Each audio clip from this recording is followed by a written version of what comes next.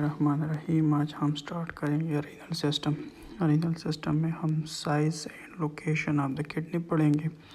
उसके बाद longitudinal section of kidney पढ़ेंगे और mechanism of concentrated urine formation पढ़ेंगे। उसके बाद फिर पढ़ेंगे the minimum water intake in 24 hours और उसके बाद पढ़ेंगे the auto regulation of the blood supply of kidney. यहाँ तक हम इंशाल्लाह इसी लेक्चर में हम ये 5 टॉपिक कवर करेंगे। उसके बाद फिर पढ़ेंगे GFR, glomerulonephritis, histology, physiology, pharmacology and pathology of renal tubules. उसके बाद आती है रीनल फेलियर और एसिड बेस बैलेंस। ये हम इंशाल्लाह फिर कवर करेंगे। अब जनाब आते हैं the location of kidney. Location of kidney जो है दे आर रेट्रोपेरिटोनियल स्ट्रक्चर से और located in the posterior abdominal wall. ये हमारे एब्डोमिन के पोस्टीरियर वॉल में लोकेटेड है। ठीक है। राइट किडनी को अगर आप देखें तो जो राइट किडनी है they are slightly downward displace. ये जो राइट किडनी है ये थोड़ी नीचे है। किसकी वजह से? ये हमारे लीवर की वजह से। लीवर के कौन से लोब की वजह से? राइट लोब की वजह से। अगर हम इधर देखें कि ये फॉर एग्जांपल ये T12, L1, L2, L3, ठीक है, L4। तो ये जो हमारी राइट साइड की किडनी है ये L1 से शुरू होती है और L3 तक जाती है, जबकि लेफ्ट साइड की किडनी T12 से शुरू होती है और L2 तक जाती है। तो ये लेफ़्ट और राइट किडनी के अंदर ये डिफरेंस है। ठीक है। अब जनाब आते हैं साइज़ ऑफ किडनी के ऊपर। साइज़ इसकी जो साइज़ है वो है 10 to 12 सेंटीमीटर। इसकी जो विड्थ है वो है 6 सेंटीमीटर और उसकी जो थिकनेस है वो है 3 सेंटीमीटर। अगर किसी किडनी की लेंथ लेस देन 8 या लेस देन 7 सेंटीमीटर हो जाए इसको हम कहते हैं स्मॉल साइज किडनी। ठीक है। और अगर इसका लेंथ मोर देन 12 हो जाए तो हम फिर इसको लार्ज साइज किडनी कहते हैं। ठीक है। और इसकी जो विड्थ है वो है 6 सेंटीमीटर और थिकनेस है 3 सेंटीमीटर। अब स्मॉल साइज किडनी की जो डिफरेंशियल डायग्नोस है वो क्या है? वो है congenital dysplasia, chronic glomerulonephritis, renal artery stenosis और उसके बाद है पेनकोनस एनीमिया। ये रीनल आर्टरी स्टेनोसिस हम कब कहेंगे? फॉर एग्जांपल हमारी एक किडनी है जिसको क्या कहते हैं, फॉर एग्जांपल हमारी किडनी है इसकी साइज़ 10 सेंटीमीटर है और राइट साइड किडनी की 8 सेंटीमीटर है। अगर इससे हम 10 से 8 को माइनस करें तो इसका आंसर 2 होगा। और अगर मोर देन 1.5 डिस्पैरिटी होगी तो इसे हम बायलेटरल रीनल स्टेनोसिस कहेंगे। अब पेनकोनस एनीमिया जो है ये एप्लास्टिक एनीमिया का एक वेरिएंट है। उसकी एक खास है जिसके अंदर शॉर्ट टेक्सचर होती है और it can lead to small size kidney. अब large size kidney when more than 12 centimetre हो जाए इसकी जो काजेस है वो hydronephrosis, dialytic nephropathy, renal cell carcinoma, adulthood polycystic kidney disease और एक है अमाइलोइडोसिस और HIV नेफ्रोपैथी। तो ये वो तमाम डिफरेंशियल डायग्नोस हैं जो लार्ज साइज किडनी काज कर सकते हैं। ठीक है। और ये वो तमाम काजेस हैं जो स्मॉल साइज किडनी काज कर सकते हैं। और स्मॉल साइज किडनी और लार्ज साइज किडनी हम इसको अल्ट्रासाउंड पर देखेंगे। अब जनाब आते हैं the longitudinal section of kidney. अगर किडनी को हम देखें तो ये जो पार्ट है इसको हम कॉर्टेक्स कहते हैं और इसका जो मिडल पार्ट है उसे हम मेडोला कहते हैं। मेडोला के अंदर आपको ये जो पायरामाइड दिख रही है इसको कहते हैं पायरामाइडल ऑफ मेडोला, जो हर किडनी में तकरीबन 10 से लेकर 12 नंबर तक है। अब इसका जो केप है उस केप को हम कहते हैं द पेपिला ऑफ पिरामिड। अब इसी के केप के ऊपर जो ये एरो है इसको हम कहते हैं माइनर कैलिक्स। जब 2 या 3 माइनर कैलिक्स इकट्ठे हो इसको हम कहते हैं मेजर कैलिक्स। अब the structure and functional unit of the kidney is called nephron. वही नेफ्रॉन जब कॉर्टेक्स के अंदर होगा उसे हम कहते हैं कॉर्टिकल नेफ्रॉन और जो मेडोला के अंदर होगा वो उसे हम कहते हैं जुक्स्टामेडुलरी नेफ्रॉन। जुक्स्टामेडुलरी नेफ्रॉन का काम क्या है? Participate in the formation of concentrated urine. ये कंसंट्रेटेड यूरिन की फॉर्मेशन में हमें हेल्प करती है। अब हर नेफ्रॉन के नीचे आपको इस तरह एक वेसल मिलेगी जिसे हम वेसा रेक्टा कहेंगे। वेसा रेक्टा का क्या क्या है? इट काउंटर करंट एक्सचेंजर, यानी इसका मतलब ये है कि ये इलेक्ट्रोलाइट्स की चेंजिंग में हेल्प करेगी, ठीक है। अब आते हैं जनाब anatomical part of kidney. Anatomical part of the kidney का अगर हम देखें, बोमेन कैप्सूल है, proximal convolute tubule, loop of Henle, DCT, collecting tubule, bladder, urethra, minor calyx, major calyx, renal pelvis और यूरेटर, ठीक है। अब इसको देखिए, अगर इसकी कलर्स को देखिए 1 से लेकर 4 तक they are excretory part of the kidney, और 5 से लेकर 11 तक जो पार्ट है they are collection portion of the kidney, यानी ये किडनी की कलेक्टिंग पार्ट है और ये किडनी की एक्सक्रीटरी पार्ट्स है। अब आते हैं the embryology of the kidney system. Embryology of the kidney system अगर आप देखें तो इंट्रायूटेराइन लाइफ की जब बेबी के लेयर्स बनते हैं तो उसका जो मिडल लेयर है उसे हम कहते हैं मेसोडर्म। मेसोडर्म के फिर अपनी पार्ट से उसका जो इंटरमीडिएट प्लेट है, the intermediate plate of the mesoderm, ये क्या बनाती है? ये 3 किडनी सिस्टम बना देती है, ठीक है। कब? In the 4 week of gestation. 4 week of gestation में सबसे पहले प्रोनेप्रोस बनता है, प्रोनेप्रोस बनता है और साथ ही ख़त्म हो जाता है, ठीक है। उसके बाद 5th वीक पर मीज़ोनेप्रोस बनता है और ये तकरीबन 1 ट्राइमेस्टर काम करता है, ठीक है। 1 ट्राइमेस्टर तक चलता है। 1 ट्राइमेस्टर के बाद मेल के अंदर ये वोल्फियन डक्ट में बदलता है और वोल्फियन डक्ट फिर मज़ीद एपिडिडाइमस और डक्ट डिफरेंस में चेंज होता है। और मीज़ोनेप्रोस फीमेल के अंदर क्या होता है? डिजेनरेट होता है, ख़त्म हो जाता है। अब इसके बाद क्या होता है? मीटोनेप्रोस बनता है। मीटोनेप्रोस क्या करता है? मीटोनेप्रोस तकरीबन 36 वीक तक कंप्लीट हो जाता है, ठीक है।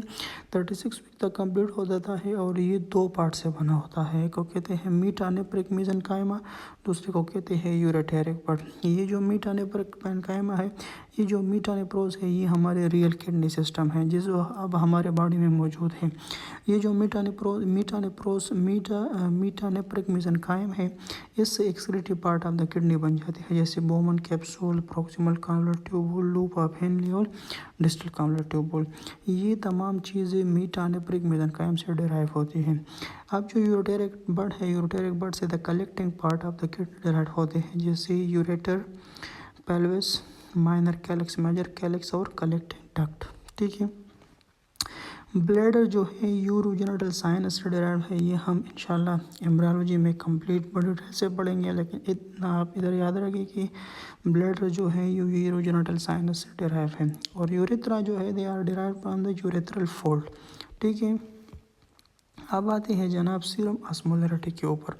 सीरम ऑस्मोलैरिटी के डिफिनीशन अगर हम देखें तो इसका डिफिनीशन क्या है? द नंबर ऑफ सॉल्यूट पर litre solvent is called serum osmolarity. अब ये सॉल्यूट कौन सी है? सॉल्यूट सीरम ऑस्मोलैरिटी के अंदर 4 बड़े मेजर सॉल्यूट है। एक है सोडियम, पोटाशियम, शुगर लेवल और ब्लड यूरिया नाइट्रोजन। ये 4 सॉल्यूट जो है ये ऑस्मोलैरिटी के लिए ज़्यादा इंपॉर्टेंट है। अब ऑस्मोलैरिटी की नॉर्मल वैल्यू 275 से लेकर 295 मिली ऑस्मोल पर लीटर है। अब हमारे बॉडी के अंदर और भी ऐसे सॉल्यूट मौजूद है, जैसे sulphate, sulphur, phosphate, calcium, magnesium, लेकिन इन सब के दरमियान जो सबसे ज़्यादा इम्पोर्टेंट है सीरम ऑस्मोलैरिटी के लिए वो ये 4 है, ठीक है। अब इसके लिए जो फार्मूला है उसे हम कहते हैं, अब सीरम ऑस्मोलैरिटी के लिए जो फार्मूला है वो ये है। आप पेशेंट के बेड साइड के ऊपर क्या करेंगे? बेड साइड के ऊपर खड़े होंगे और उसको मेजर कर सकते हैं। कैसे? 2 sodium plus potassium plus blood sugar level divide by 18 plus blood urea nitrogen divide by 2.8। अगर इसमें ये नॉर्मल वैल्यू अब हम ऐड करें 2 अगर सोडियम को हम देखें तो सोडियम की नॉर्मल वैल्यू 145 से लेके 145 मिलीमोल पर लीटर है, और पोटाशियम की 3.5 से लेके 5.5 मिलीमोल पर लीटर, लेकिन ये क्या है? ये एक्स्ट्रा सेलुलर फ्लूइड के अंदर है, ठीक है। तो अब हम इसको नॉर्मल वैल्यू अब ऐड करें। अगर हम फास्टिंग ब्लड शुगर की नॉर्मल वैल्यू चेक करें तो दे आर फ्रॉम 80 to 120, ठीक है। तो इसके अंदर क्या है? इसकी जो मीन है वो 100 है। अगर इसकी ब्लड यूरिन नाइट्रोजन की है तो ये तकरीबन 24 तक नॉर्मल है। इसकी अगर हम 20 लें और 2.8 से डिवाइड करें तो इसकी जो नेट रिपोर्ट होगा वो तकरीबन 275 से लेकर 295 तक, लेकिन हम जब इसको राउंड अप करेंगे तो इसकी वैल्यू आएगी 300। ठीक है, अब हम इसको मैनुअली भी मालूम कर सकते हैं और लेबॉर्ट्री में भी इसको मालूम करते हैं। जब हम लेबॉर्ट्री में इसको मालूम करें इसको कहते हैं मेजर्ड सीरम ऑस्मोलरिटी, और जब हम एक उसको मैनुअली मालूम करें इसको कहते हैं कैलकुलेटेड सीरम ऑस्मोलरिटी। जब हम मेजर्ड सीरम ऑस्मोलरिटी को कैलकुलेट मेजर ऑस्मोलरिटी से माइनस करें इसे कहते हैं स्मॉलर गैप। ठीक है, स्मॉलर गैप जो नॉर्मली है लेस देन 20 मिली अस्मोल पर लीटर है। ठीक है, अगर किसी पेशेंट में आपको स्मॉलर गैप मोर देन 20 मिल जाए तो इसका मतलब ये है कि पेशेंट या खा के आया है या पी के आया है। क्या के आया है और पी के मतलब ये है, इसका मतलब है कि पेशेंट ने कोई टैबलेट खाई है, ये जो आजकल बाज़ारों में मिलती है, ये डांसिक टैबलेट, अपना टैबलेट, टाल टैबलेट, ठीक है, खुशी वाली टैबलेट और वो टैबलेट, ये टैबलेट, और उसके साथ क्या है alcohol.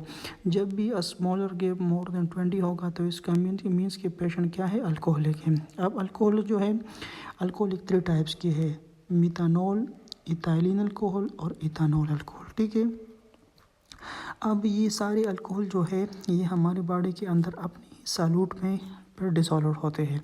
Methanol will change into format, methylene alcohol will change in oxalate, methanol alcohol will change in acetate. ठीक है, इसके अंदर जो जिसे हम सस्ती शराब कहते हैं वो क्या है, वो है मिथानॉल। आपने ये अक्सर सुना होता कि फला जगह पर गांव में लोगों ने शराब पी और सारों की आंखों की बिनाई चली गई, it is due to methanol, सस्ती शराब की वजह से। ठीक है, अब इसका जो एंटीडोट है वो है असली शराब इथानॉल। ठीक है, ethanol, methanol can lead to optic neuritis. ठीक है,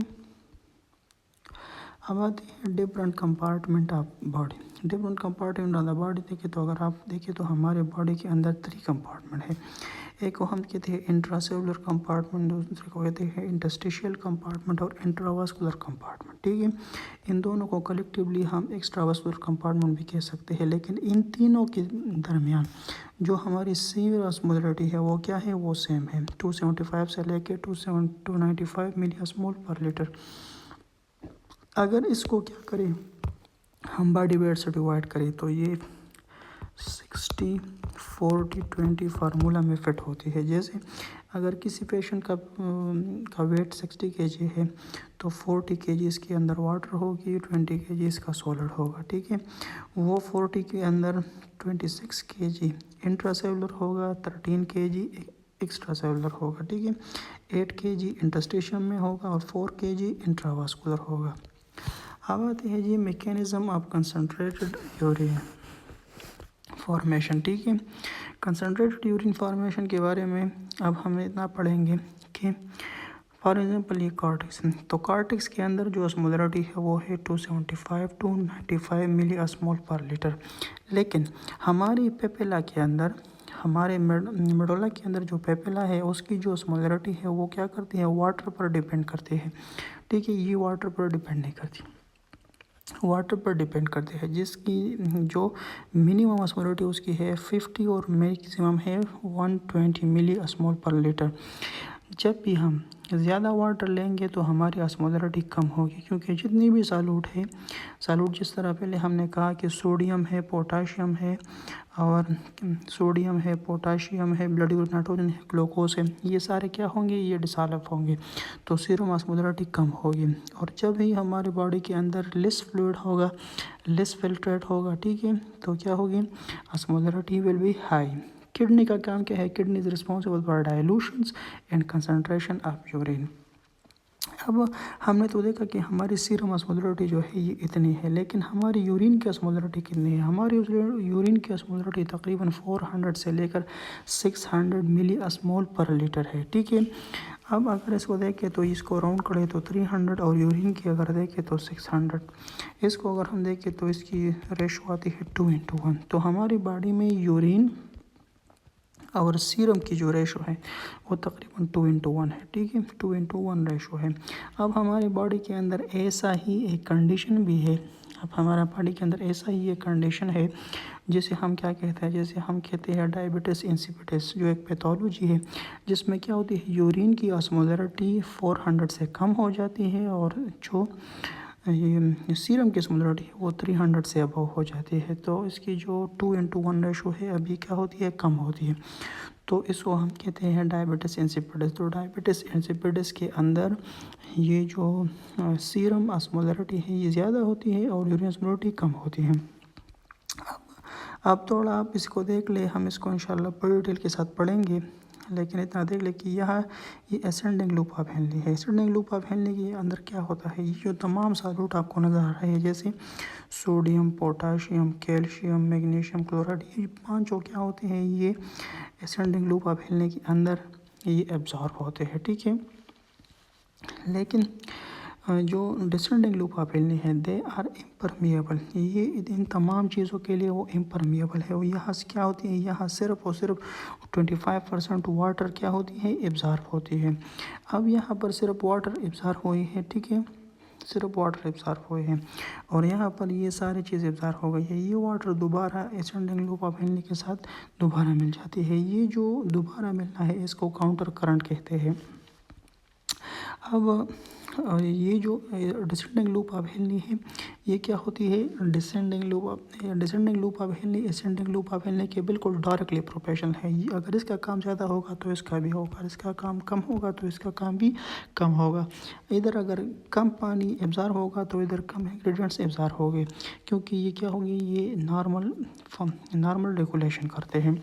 अब इसके नीचे आपको वेजा रेक्टा मिलेगी, वो तमाम चीज़ें जो असेंडिंग लूप ऑफ हेनली ने एब्जॉर्ब की है। अब इसको मेंटेन कौन करेगा, बॉडी से कौन निकालेगा, ये वेजा रेक्टा निकालेगा।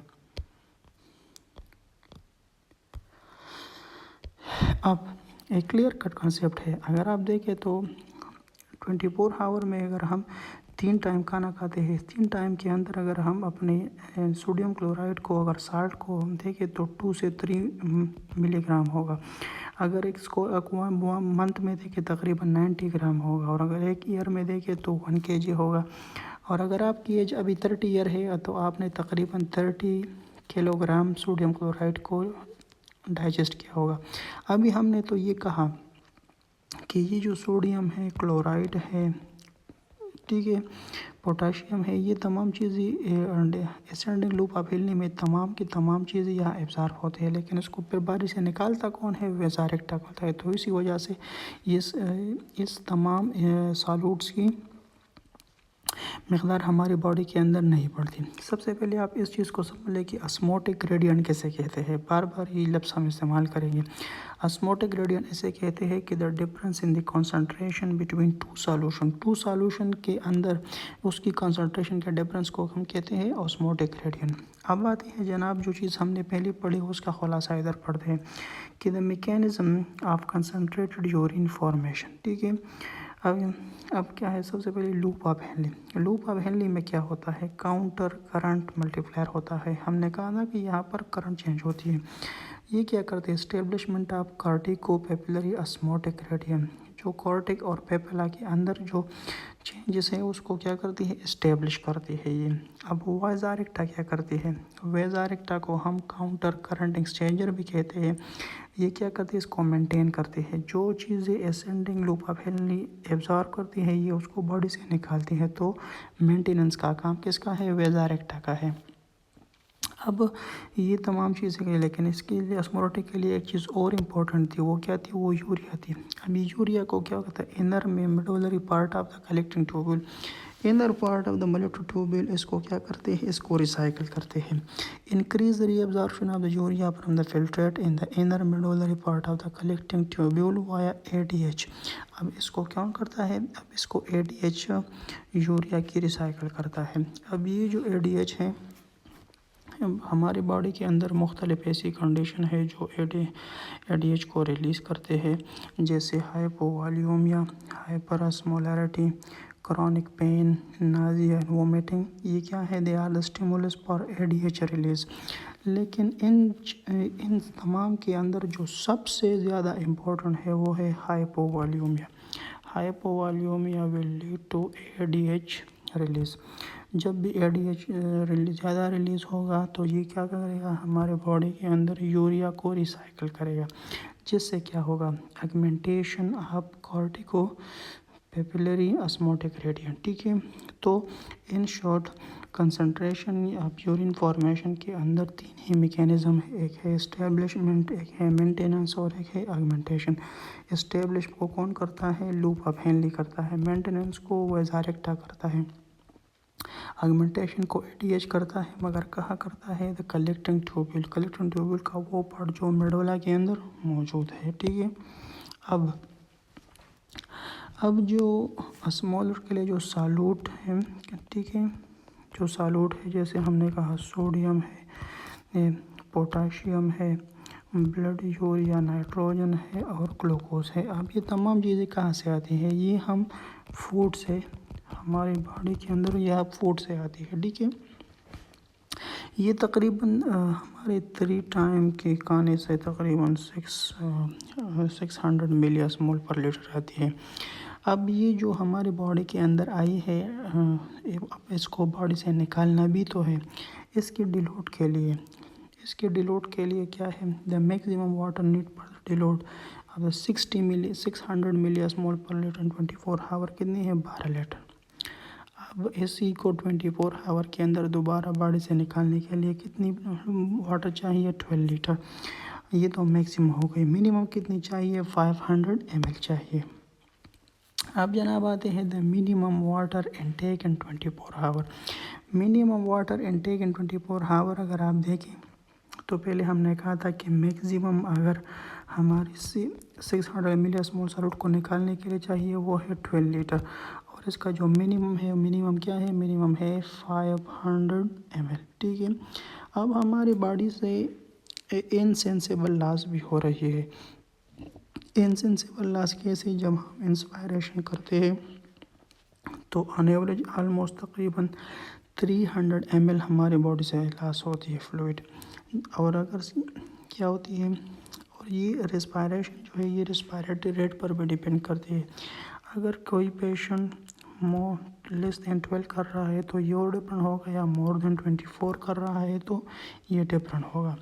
अब आते हैं जनाब स्वेटिंग के ऊपर। स्वेटिंग में तकरीबन 300 ml हमारी बॉडी से लॉस होती है।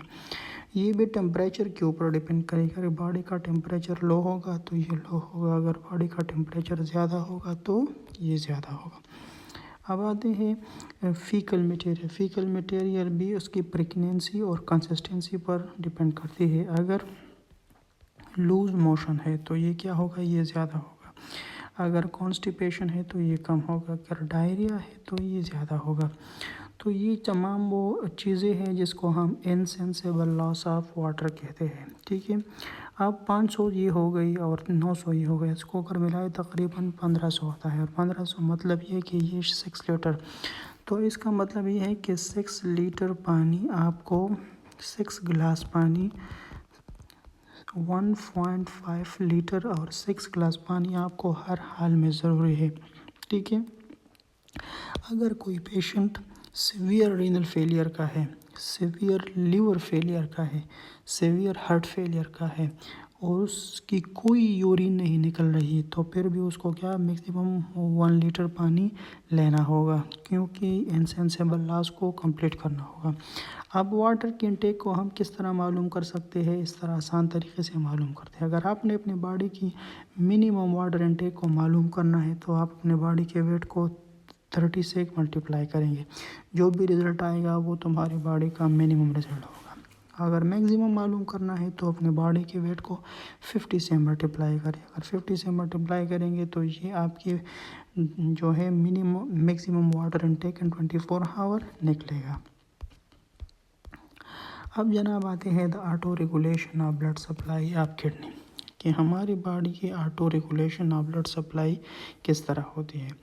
तो आप ये याद रखें कि kidney can auto regulate their blood supply if systolic blood pressure will be between 90 to 200 millimetre of mercury. जब भी हमारे बॉडी का सिस्टोलिक ब्लड प्रेशर 90 और 200 मिलीमीटर ऑफ मरकरी के दरमियान में होगा तो हमारी बॉडी इसको ऑटो रेगुलेट करेगी। जब भी ये लेस देन 90 होगी ऑटो रेगुलेशन ख़त्म हो जाएगी। जब भी ये मोर देन 200 होगी ऑटो रेगुलेशन ख़त्म हो जाएगी।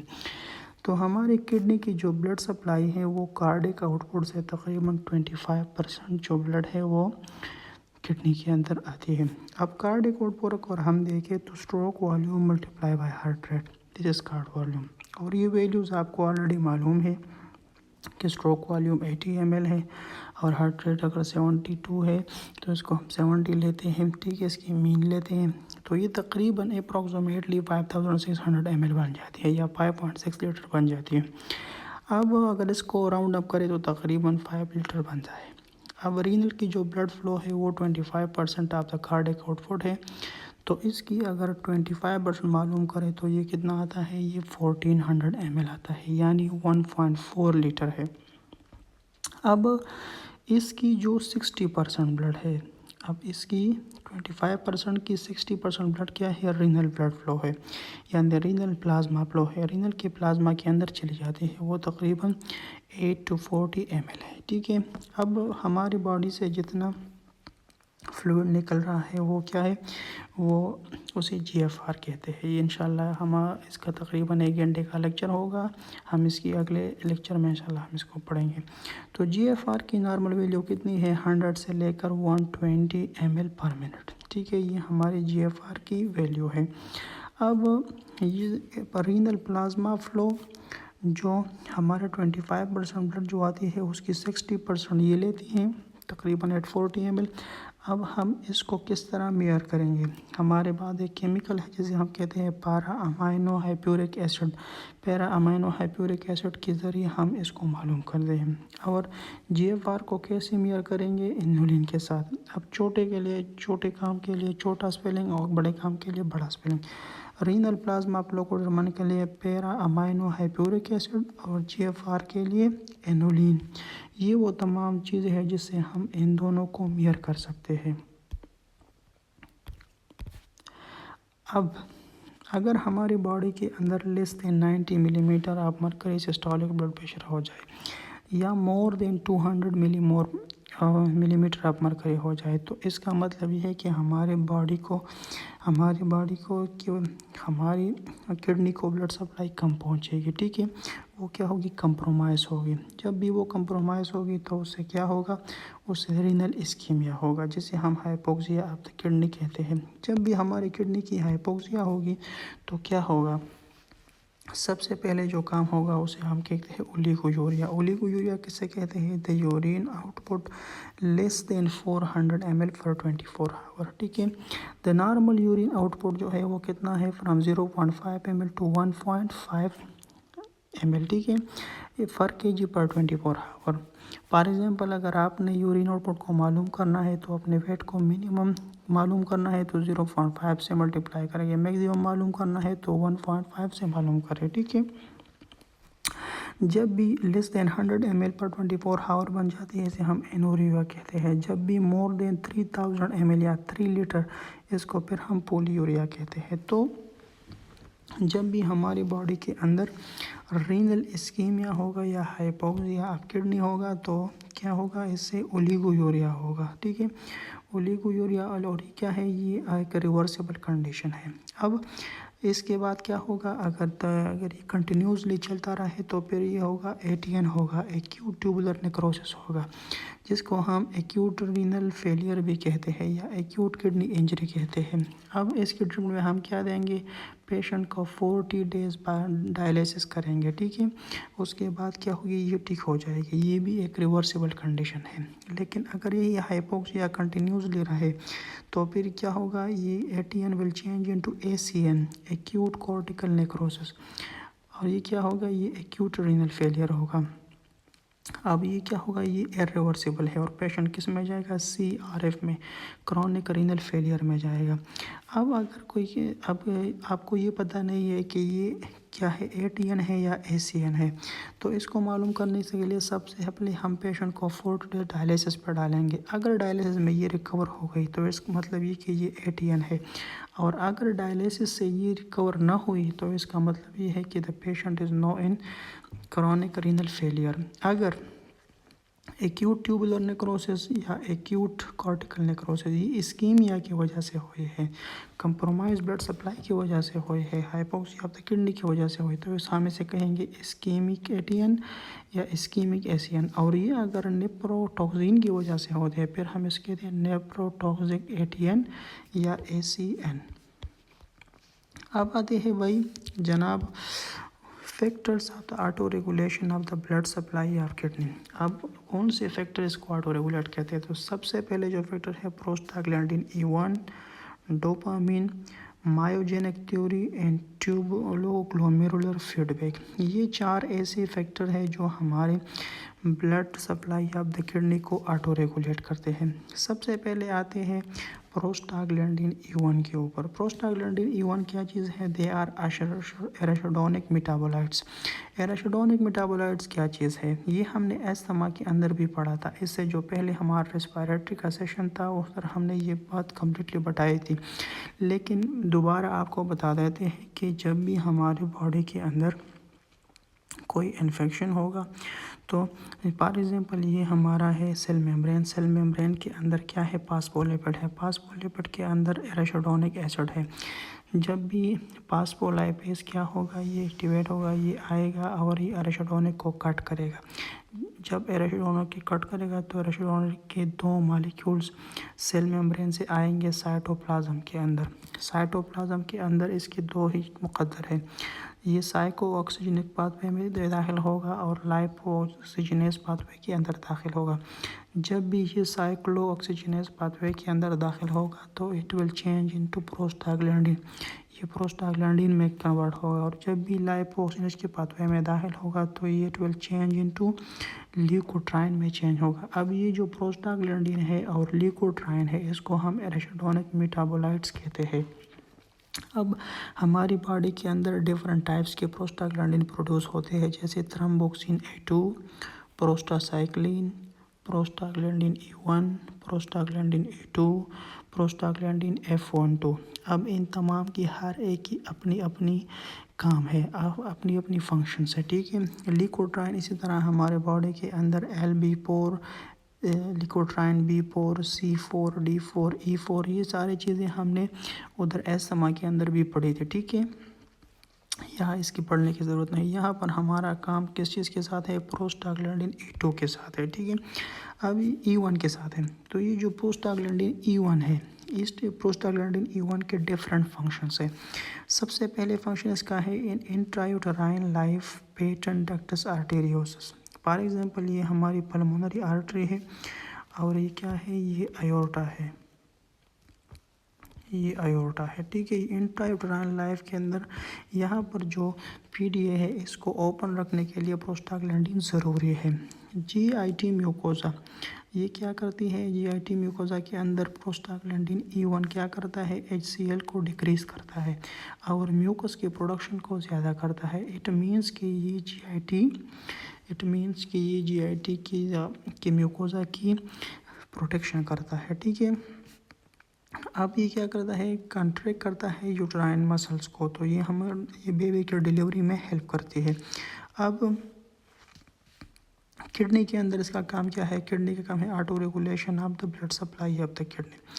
अब आपने पढ़ा कि प्रोस्टाग्लैंडिन E1 जो है इंट्रायूटेराइन लाइफ में PDA को पेटेंट रखता है, GI की म्यूकोसा की प्रोटेक्शन करता है, इंट्रायूटेराइन कंट्रैक्शन करता है, ठीक है, और किडनी के अंदर ऑटो रेगुलेशन करता है। अब जनाब आते हैं कि प्रोस्टाग्लैंडिन E1 हमारी किडनी के अंदर कैसे ऑटो रेगुलेशन करता है। अब ये जो प्रोस्टाग्लैंडिन E1 है ये एराशिडोनिक मेटाबोलाइट्स है। ये क्या है? ये हमने एक्सप्लेन किया। अब आते हैं जनाब इसके फंक्शन के ऊपर कि किडनी के ऊपर इसका फंक्शन क्या है। किडनी के ऊपर क्या करती है? ये एफरेंट आर्टियोल को क्या करती है? डायलेट करती है।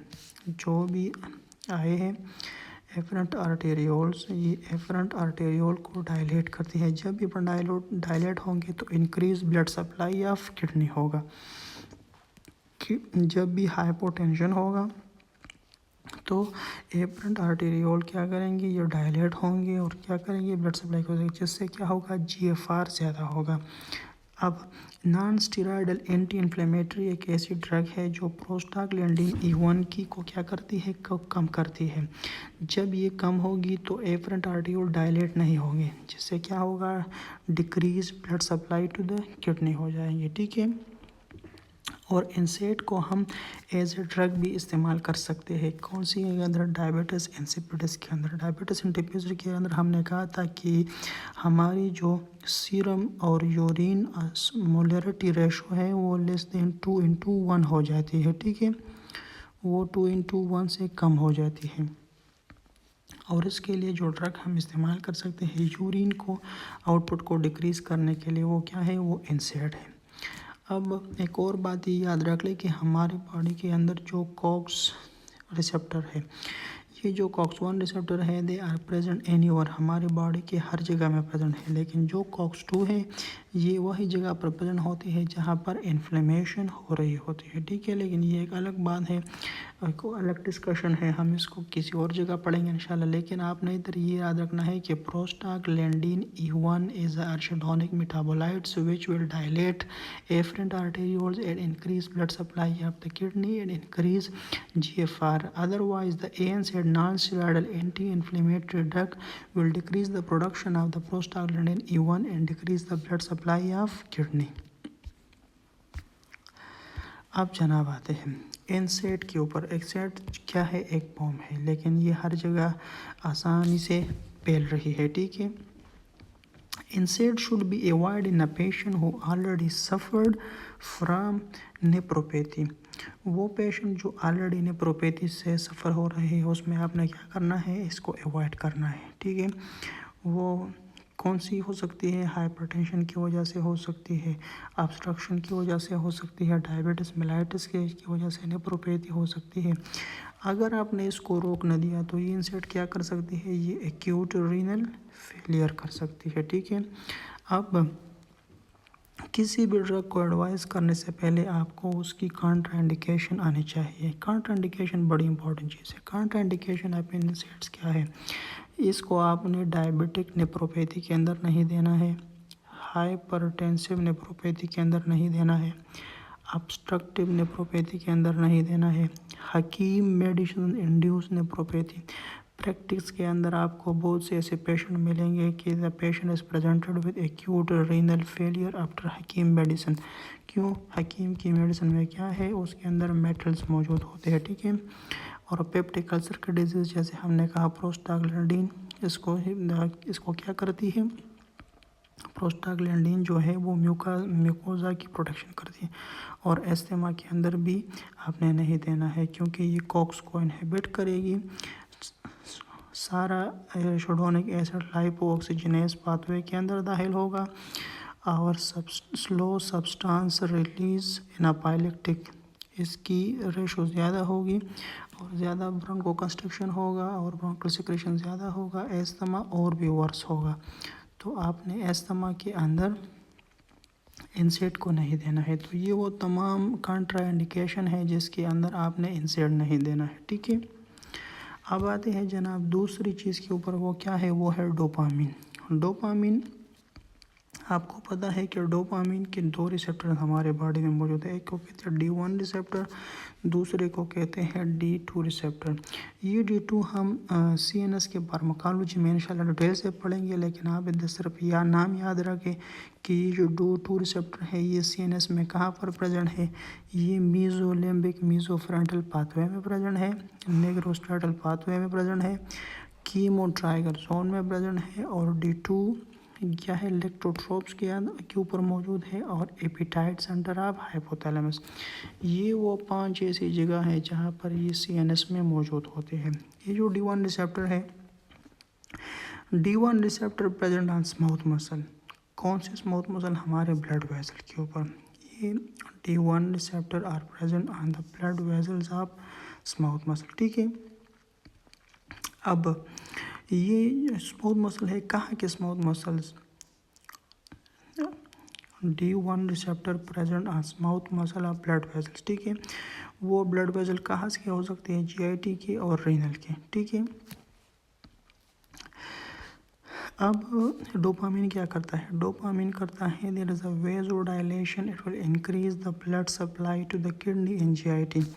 हमारे ब्लड वेजल्स के ऊपर D1 रिसेप्टर मौजूद होते हैं। जब भी डोपामिन आता है तो इसको डायलेट करते हैं। जब डायलेट करते हैं तो इसके अंदर ब्लड सप्लाई ज़्यादा होती है। तो इसका नेट इफेक्ट ये था है कि ये किडनी और जीआईटी की ब्लड सप्लाई को इनक्रीज़ करता है। जहाँ पर हमारे ब्लड वेसल के ऊपर डोपामिन मौजूद है, D1 रिसेप्टर मौजूद है, वहाँ पर अल्फा 1 रिसेप्टर भी मौजूद है। ये अल्फा 1 रिसेप्टर क्या करते हैं? Smooth muscle of the efferent arteriole के ऊपर मौजूद, जब भी हाइपोटेंशन हो जाती है, ठीक है, सिंपैथेटिक डिस्चार्ज ज़्यादा होता है, एड्रेनलिन ज़्यादा रिलीज होता है, ये अल्फा 1 रिसेप्टर को स्टिमुलेट करता है। जैसे इसको स्टिमुलेट करता है तो एफरेंट आर्ट्रियोल कंस्ट्रिक्ट हो जाते हैं, ठीक है, जिससे क्या होता है, जिससे decrease blood supply to the kidney हो जाती है और जिसकी अल्टीमेट क्या होता है? इस्कीमिया होता है। इस्कीमिया से ओलिगोयूरिया होता है, एक्यूट ट्यूबुलर नेक्रोसिस होता है और एसियन होता है और आखिर में क्रोनिक रीनल फेलियर होता है। मगर ये कब होता है? जब hypotension, systolic blood pressure will be less than 90 millimetre of mercury हो जाए, ठीक है। सीवियर हाइपोटेंशन के अंदर ये काम होता है। अब अगर हमने क्या करना है, सिर्फ रीनल की परफ्यूजन को बढ़ाना है तो इसको हम कहते हैं रीनल डोज ऑफ डोपामिन देना होगा। वो क्या है? वो 5 माइक्रोग्राम है। अगर हमने ब्लड प्रेशर को बढ़ाना है तो फिर हम इसको कार्डिक डोज देंगे जो क्या है 5 से 10 माइक्रोग्राम है, ठीक है। लेकिन द रीनल डोज, अगर किसी क्वेश्चन में है the renal dose of dopamine is 5 microgram. अब इसकी बात आती है तीसरी फैक्टर के ऊपर, वो क्या है? वो है मायोजेनिक थ्योरी। मायोजेनिक थ्योरी क्या है? इसके पहले इस फ्रैंक स्टार्लिंग लॉ को समझते हैं। फ्रैंक स्टार्लिंग लॉ को क्या बताती है हमें? It state that the greater the stretch, जितना स्ट्रेच क्या होगा? ग्रेटर होगा, बट इन नॉर्मल लिमिट, लेकिन नॉर्मल लिमिट के अंदर greater will be the force of contraction. इसका मतलब ये कि अगर आप किसी गुब्बारे को हवा देते हैं एक नॉर्मल कंडीशन के अंदर, जैसे ही आप उसको हवा ज़्यादा देंगे उसी से वो क्या होगी? दोबारा बंद होगी। लेकिन उसके साथ क्या है? नॉर्मल लिमिट शर्त है, ठीक है। तो इन केस ऑफ हाइपोटेंशन क्या होगा और इन केस ऑफ हाइपरटेंशन क्या होगा?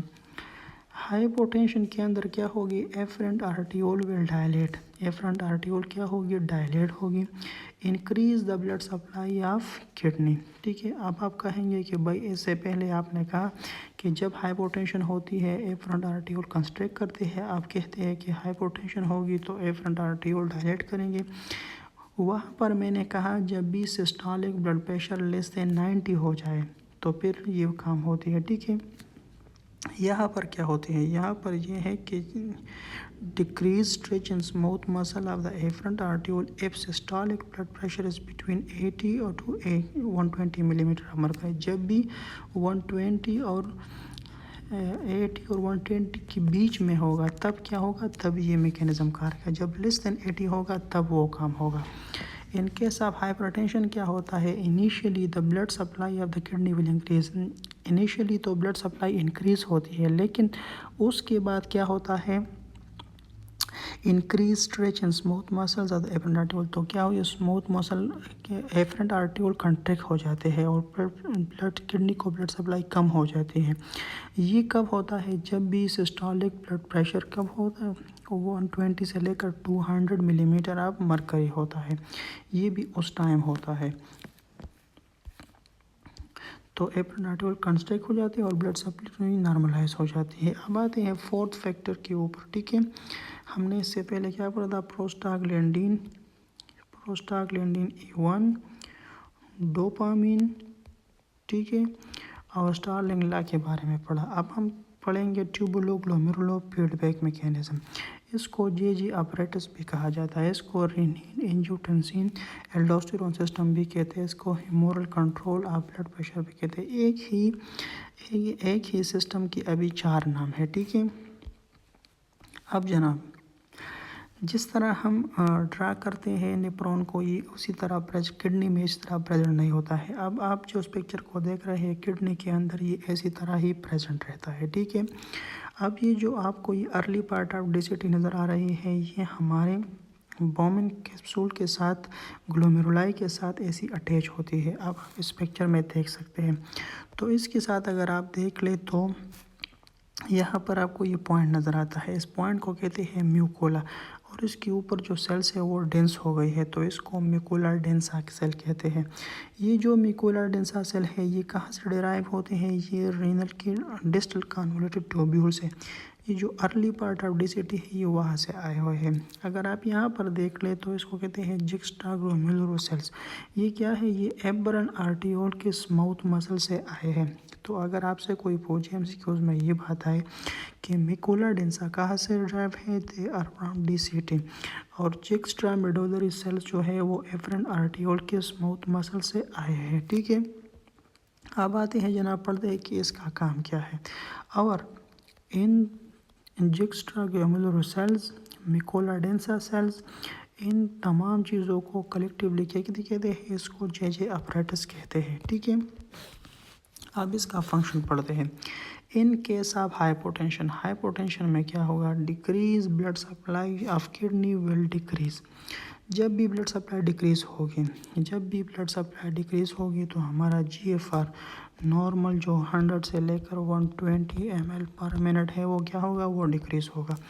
जब भी वो डिक्रीज होगा तो फिल्ट्रेट क्या जाएगा, स्लो जाएगा। हमने असेंडिंग लूप ऑफ हेनली के अंदर कहा था कि जब भी फिल्ट्रेट तेज़ हो जाएगा तो ये रीअब्जॉर्प्शन कम हो जाएगी। जब भी फिल्ट्रेट स्लो होगा तो रीअब्जॉर्प्शन क्या होगी, तेज़ होगी। तो जब भी स्लो फ्लो ऑफ फिल्ट्रेट होगा तो sodium, potassium, calcium, magnesium chloride जो एसेंडिंग लूप ऑफ हेनली के अंदर ये 5 काम हो रहे थे, ये क्या होगी, इसके रीअब्जॉर्प्शन ज़्यादा होगी। जब भी ये ज़्यादा होगी तो क्या होगा, डाइल्यूशन ऑफ फिल्ट्रेट के अंदर क्या होगा, अब सोडियम जितनी थी वो सारी तो एसेंडिंग लूप ऑफ हेनली ने एब्जॉर्ब की। अब सोडियम की क्या होगी, सोडियम की कंटेंट फिल्ट्रेट के अंदर कम होगी। तो जब ये कम होगी तो ये इसकी जो डिक्रीजमेंट है ये म्यूकोलर डेंसा सेल को क्या करते हैं, स्टिमुलेट करेंगे, ठीक है। जब भी ये म्यूकोलर डेंसा सेल स्टिमुलेट होंगे तो ये क्या करेंगे, ये आगे जाके JJ सेल, जुक्स्टामेडुलरी सेल्स को स्टिमुलेट करेंगे, ठीक है। जब भी बॉडी के अंदर सोडियम कम होगा म्यूकोलर डेंसा सेल स्टिमुलेट होंगे और JJ सेल को आगे स्टिमुलेट करेंगे। अब इसके बाद क्या होगा, यही JJ सेल आगे जाके स्टिमुलेट करेंगे और क्या करेंगे, रेनिन को रिलीज़ करेंगे। अब ये दूसरे MCQs पॉइंट है। पहले हमने पढ़ा कि जब भी क्या होता है, सोडियम कम होता है तो म्यूकोलर डेंसा सेल स्टिमुलेट होते हैं। म्यूकोलर डेंसा सेल JJ सेल को स्टिमुलेट करते हैं और वो क्या करते हैं, वो रेनिन को रिलीज़ करते हैं, ठीक है। जुक्स्टामेडुलरी सेल से रेनिन को रिलीज़ करते हैं। यही रेनिन क्या काम करता है, ये एंजियोटेंसिन को एंजियोटेंसिन 1 में कन्वर्ट करता है। जब भी ये लंग की कैपिलरी से, एंडोथेलियल कैपिलरी से गुजरता है तो वहाँ पर एक एंजाइम मौजूद है जिसे हम एंजियोटेंसिन कन्वर्टिंग एंजाइम कहते हैं। वो एंजियोटेंसिन कन्वर्टिंग एंजाइम एंजियोटेंसिन 1 को एंजियोटेंसिन 2 में कन्वर्ट करेगा। जब ये तो अब ये एंजियोटेंसिन 2 क्या काम करेगा, ठीक है। अब ये एंजियोटेंसिन 2 आएगा, सबसे पहले हमारे हाइपोथैलेमस को स्टिमुलेट करेगा। हाइपोथैलेमस के अंदर क्या होगी, इंक्रीज सिंपैथेटिक डिस्चार्ज होगी। सिंपैथेटिक डिस्चार्ज ज़्यादा होगी तो इससे क्या होगा, एपिनेफ्रिन और नॉरएपिनेफ्रिन रिलीज़ होंगे जो क्या करेंगे, जो हमारे हार्ट रेट को इंक्रीज़ करेंगे। जब हार्ट रेट इंक्रीज़ होगा तो कार्डिक आउटपुट इंक्रीज़ होगा। जब कार्डिक आउटपुट होगा तो हमारा ब्लड प्रेशर इंक्रीज़ होगा, ठीक है। तो ये सिंपैथेटिक डिस्चार्ज हो गई। उसके बाद क्या होगा, ये थर्स्ट सेंटर को स्टिमुलेट करेंगे। जब थर्स्ट को स्टिमुलेट करेंगे तो ज़्यादा फ्लूइड हमारे बॉडी के अंदर आएगा। तो जब होगा तो फ्लूइड हमारे बॉडी के अंदर ज़्यादा हो, जब फ्लूइड ज़्यादा होगा तो ब्लड प्रेशर हमारे बॉडी के अंदर ज़्यादा होगा। अब दूसरा काम क्या करता है, एंजियोटेंसिन आता है और एड्रीनल कॉर्टेक्स को स्टिमुलेट करता है। एड्रीनल कॉर्टेक्स को जब भी स्टिमुलेट करता है तो ये हमारी किडनी के ऊपर एक ग्लैंड है जिसे हम क्या करते हैं, जिसे हम एड्रीनल ग्लैंड करते हैं। एड्रीनल ग्लैंड की जोना ग्लोमेरुलर लेयर से एल्डोस्टेरोन को रिलीज़ करता है। एल्डोस्टेरोन को जब रिलीज़ करेगा तो एल्डोस्टेरोन क्या करेगा, हमारे लेट पार्ट ऑफ DCT के ऊपर क्या करेगा, वहाँ पर सोडियम और वाटर की रीएब्जॉर्प्शन करेगा। जब भी सोडियम वाटर की रीएब्जॉर्प्शन होगी तो बॉडी के अंदर क्या होगी, तो बॉडी के अंदर फ्लूइड जमा होना शुरू हो जाएंगे, जिससे हमारा BP इंक्रीज़ हो जाएगा। ठीक है। अब तीसरा काम करता है एंजियोटेंसिन।